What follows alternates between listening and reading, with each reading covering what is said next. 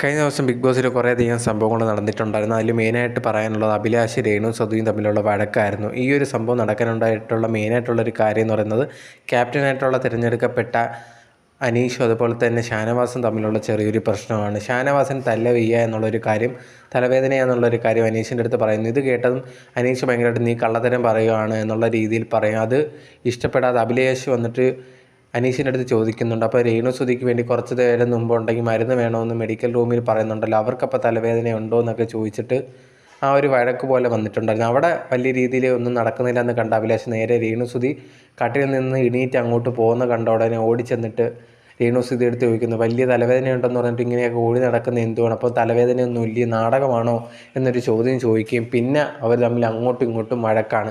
പക്ഷേ അഭിലാഷ് പറഞ്ഞ കാര്യം സത്യമാണെന്ന് തോന്നുന്നു. അത് കേട്ടത് രേണു സുധി ഭയങ്കരമായിട്ട് ഒച്ചത്തിൽ അങ്ങോട്ട് തർക്കത്തിനൊക്കെ പോകുക. ആ ഒരു സമയത്ത് തലവേദന ഉണ്ടെങ്കിൽ അങ്ങനെയൊക്കെ അത്ര ഉച്ചത്തിലൊക്കെ സംസാരിക്കാൻ പറ്റുമോയെന്നൊന്നും എനിക്കറിയത്തില്ല. പക്ഷേ പുള്ളിക്കാരി അതിനുശേഷം ഭയങ്കരമായിട്ടുള്ള രീതിയിൽ അഭിലാഷിനെതിരെ സംസാരവും പിന്നെ അങ്ങോട്ടും ഇങ്ങോട്ടും വഴക്കും. അതിൻ്റെ ഇടയിൽ അപ്പാനി വന്നിട്ട് പുള്ളിക്കാരനും ഇതിൻ്റെ ഇടയിൽ വന്ന് കയറി രേണു സുധിക്കെതിരെ തിരിയാൻ തുടങ്ങി. കാരണം കുറേയധികം പേർക്കറിയാം ഇപ്പോൾ രേണു സുധിക്ക് വെളിയിൽ ഭയങ്കര ഹേറ്റാണ്. ഇപ്പം അത് വെച്ചിട്ടാണ് ഇനി ആൾക്കാർ മുമ്പോട്ട് പോകാൻ ശ്രമിക്കുന്നതെന്ന് തോന്നുന്നു. എന്തായാലും 3 പേരും കൂടെ കിടന്ന് ഭയങ്കരമായിട്ടുള്ള വഴക്കും കാര്യങ്ങളൊക്കെ ആയിരുന്നു. അത് ഭയങ്കരമായിട്ടുള്ള രീതിയിൽ മുമ്പോട്ട് പോയിക്കൊണ്ടിരിക്കുമായിരുന്നു.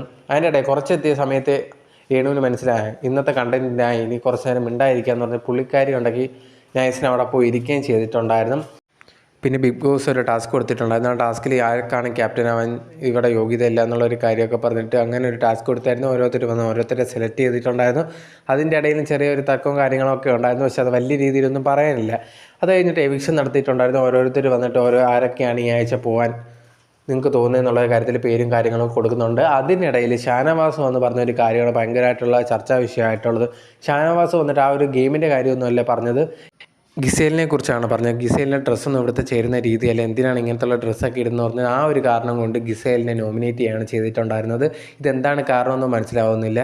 പുള്ളിക്കാരനുണ്ടെങ്കിൽ അവിടെ എന്തെങ്കിലും കാണിച്ച ആക്റ്റീവ് അല്ല അങ്ങനെ വല്ലതും പറഞ്ഞെങ്കിൽ പിന്നെ ഓക്കെ, വന്നിരുന്നിട്ട് ഇതേണക്കുള്ള ഡ്രസ്സിങ്ങിൻ്റെ കാര്യമൊക്കെ പറഞ്ഞിട്ടും എന്താണ് നോമിനേറ്റ് ചെയ്തതെന്ന് മനസ്സിലാവുന്നില്ല. എന്തായാലും ഇത് കുറേയധികം ചർച്ചാ വിഷയം വെളിയിൽ ഉണ്ടാക്കിയിട്ടുണ്ട്. പുള്ളിക്കാരൻ വന്നിട്ട് ആ ഒരു അങ്ങനെ രീതി ചെയ്യേണ്ട കാര്യമൊന്നും ഇല്ലായിരുന്നു എന്നാണ് എനിക്ക് പേഴ്സണലി തോന്നിയിട്ടുള്ളൊരു കാര്യം. നിങ്ങളുടെ അഭിപ്രായം എന്താണെന്നുള്ളത് കമൻറ്റ് ബോക്സിൽ കമൻറ്റായിട്ട് രേഖപ്പെടുത്തുക. എന്തായാലും വലിയ രീതിയിലൊന്നും ഇന്നലെ നടന്നിട്ടില്ല. ചെറുതായിട്ടുള്ളൊരു രേണു സുധി അതുപോലെ തന്നെ അഭിലാഷ് അതുപോലെ തന്നെ അപ്പാനി ശരത്തൊക്കെ തമ്മിലുള്ള ഒരു ചെറിയ അടിയാണ് നടന്നിട്ടുള്ളത്. ഇതിൻ്റെ ഇടയിൽ അനീഷ് ഭയങ്കരമായിട്ട് ചൊറിയാൻ ശ്രമിക്കുന്നുണ്ട്, നല്ല രീതിയിൽ ചൊറിയുന്നുണ്ട്. പുള്ളിക്കാരന് ഭയങ്കരമായിട്ടുള്ള ഹേറ്റ് ഇനി വരുമോ എന്നുള്ള ഡൗട്ടും കാര്യങ്ങളും ഉണ്ട്. സോ ഇത്രയായിരുന്നു കഴിഞ്ഞ ദിവസം നടന്നിട്ടുണ്ടായിരുന്നത്. നിങ്ങൾക്ക് ഇതിൽ ഏതാണ് ഭയങ്കരമായിട്ട് തോന്നിയെന്നുള്ളത് കമൻറ്റ് ബോക്സിൽ കമൻറ്റായിട്ട് രേഖപ്പെടുത്തുക. അതുപോലെ തന്നെ ഞാൻ ഇനി ഏതെങ്കിലും പറയാൻ മിസ്സായിട്ടുണ്ടോ അതോ എന്തെങ്കിലും ഉണ്ടെങ്കിൽ അതും ജസ്റ്റ് കമൻറ്റ് ബോക്സിൽ കമൻറ്റായിട്ട് രേഖപ്പെടുത്തുക.